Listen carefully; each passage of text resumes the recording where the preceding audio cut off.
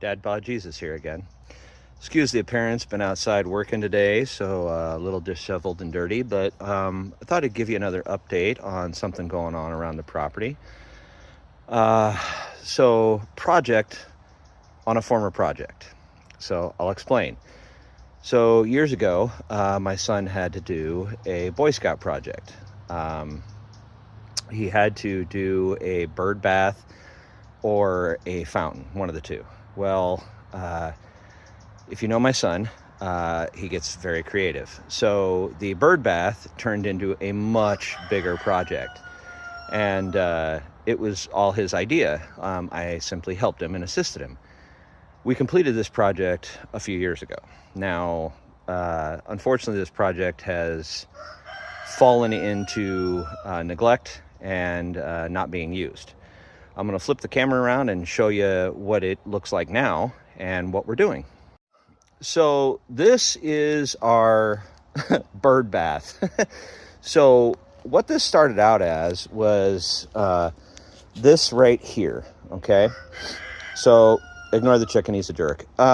So what my son wanted was a bird bath, and we were trying to do the DIY thing. Again, it was for scouts, so he had to make it himself.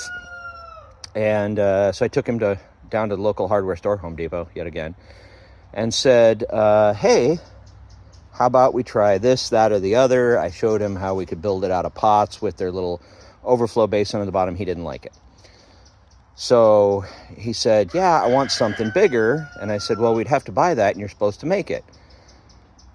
So my son, being who he is, turned around while we were in the outdoor section of Home Depot. And he says, hey, Dad, what if we made the basin out of that? And he points at one of those fire pits that you can buy, got legs on them, and a basin. And I said, well, the metal will rust, bud. And he goes, no, what if we use that to form it? And I'm looking at my kid going, wow, okay, that's a good thought. Do you know how to do that? He goes, no, but I think you do. Great. So, needless to say, that project moved along. We built this whole thing together, mostly him and his ideas, with just me saying, here's how you do this. He learned how to work with concrete. The walls on the lower basin are all block. I'll flip it back around and point this out to you. So these walls here, they've got river rock on them, but inside is cinder block all the way around, okay?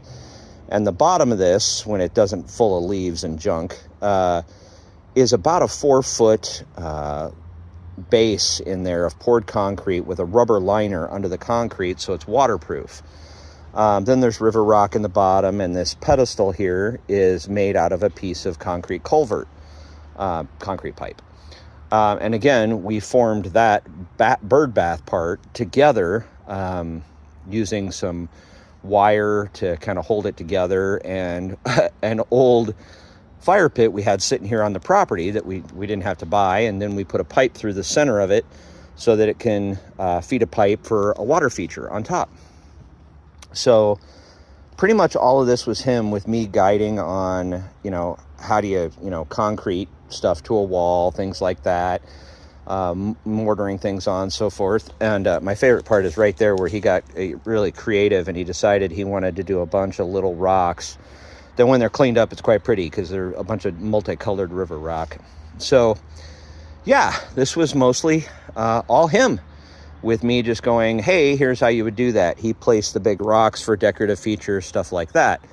And then those upper tubs we had sitting around, and we got this completed for his project. And I said, it'd be cool if it had other parts. And so he and I worked together on that part, and we created a waterfall system. And now that never really got completed because we were going to glue in some of the net tile pieces that look like river rock, like it's on the side of this, and mortar it so it all looks stone, even though it's a tub for watering trough for like horses or livestock, so on and so forth.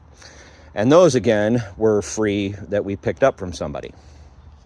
So we had it running, and it was solar, so it had little solar pumps. One was hooked up there, and the solar panels would sit out up over there in the sun before the chicken coop was up. And it ran great for a while. And then, as you can see up here, we've got trees. Now, he picked the spot, and I agree with the spot because it's nice, it's shaded, and he wanted some fish in it.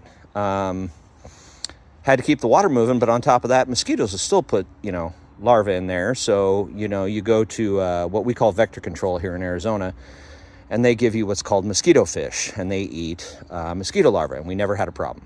So it was all good. In fact, they propagate like crazy. So this ran for a long time. We built up a berm around it. We even planted some plants. There's another aloe over there, right there. And it ran, but it wasn't as pretty as we wanted. And then right there, that wasn't there before. There was a piece of PVC, and the wire for the solar pump ran through there up to the solar panel. So the pumps last about 6 to 8 months. So we're going through these things like crazy. And they were clogging up from the leaves, so on and so forth. And finally, we just called it one day, and we unhooked everything, pumped it out, and cleaned it out. And then it has sat like this for a while. So when I was doing the chicken coop, which I have a video on that I walked you guys around, I had to put a water line up over there. So I ran a water line over here, and I put that in as a fill, because we used to have a hollow water hose over to manually fill it sometimes twice a day during the summer to top it off. So I put that in so we could just turn it on there, and eventually I want to put a brass float valve on there so it auto tops off itself and neck it down so it's closer to the water. But I still got the problem of all the leaves and stuff clogging up the pump. So this is one of those where I decide I'm just going to go do it and figure it out. So I decided I needed to be deeper. So he and I are going to raise the walls here by probably about 8 to 10 inches. And then this is where this part comes in that he helped me with yesterday, and I just knocked the forms off today. So this is basically the same as a pool skimmer overflow basket, right? And all your leaves that float are on top, instead of getting soggy and sink to the bottom, while they're floating on top, they'll come to a low spot that's right there, because we're going to have higher wall there and then higher wall the way around, and the water will flow in here and go down in, and we'll create a basket out of wire mesh that fits that. And then you can see barely the blue right there and the blue right there. Those are my 2 drain holes, 1.5 inch pipe for both of them, taped over right now so they wouldn't get filled with concrete. And it'll flow down in. The baskets will catch the big stuff like leaves and sticks and all that. The finer stuff will go down in through the pipe, which comes out here, and it's stubbed off right now. And that's going to run up, and it's going to sit up by the chicken coop with a filter and a small pump, which is going to filter the water. This will make it a lot better. We'll have less algae, less problems. If a fish falls in, it'll get caught in the basket, and we won't lose fish, and we won't have all that stuff sitting at the bottom, which turns into sludge. Now, the part that I don't like, I didn't want to run an electrical outlet to my chicken coop.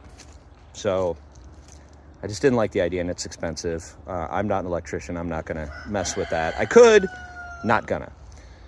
I don't want to run an extension cord out there permanently. So I started looking into DC pumps. Sorry for the shakiness. I'm not the greatest cameraman. So I'm looking into DC pumps, and I find that there's a lot of DC pumps for ponds or aquariums out there. So I start thinking, I'm like, well, my chicken coop's really close. I could put solar panels on the roof and solar power a DC pump. I get a small, $25 to $50 charge controller, get a, 12 volt battery or whatever. And I'm probably going to have to get an inverter. But if I can run straight DC pump, that'd be even better.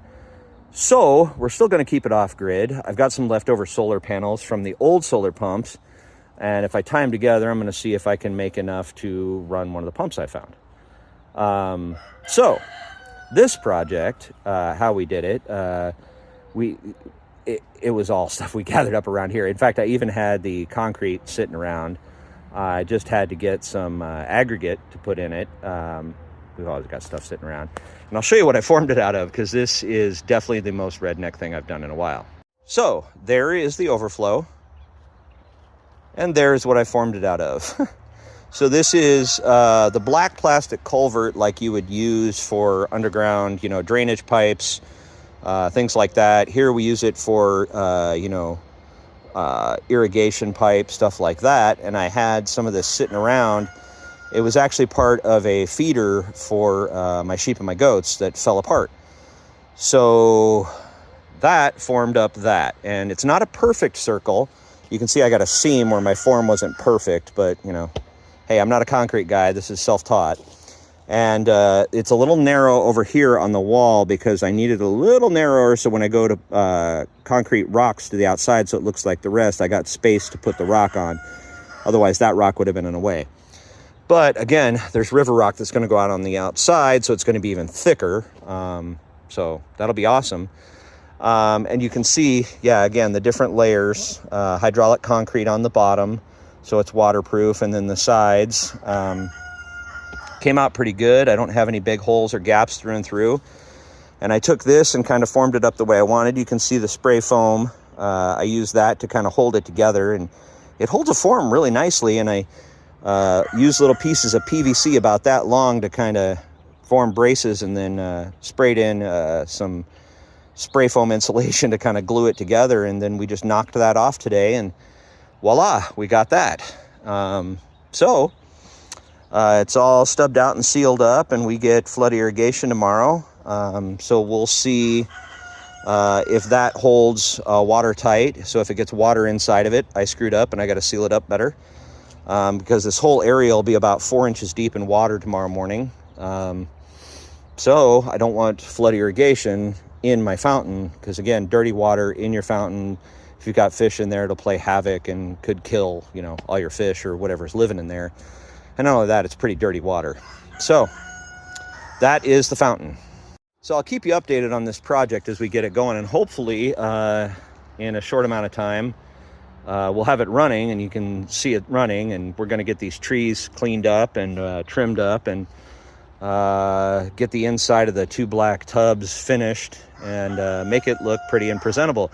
That chicken will just not, rooster, sorry, will just not shut up. So hopefully we'll get this up and running, and I can show it to everybody. Let me know if you have any questions, and have a good one.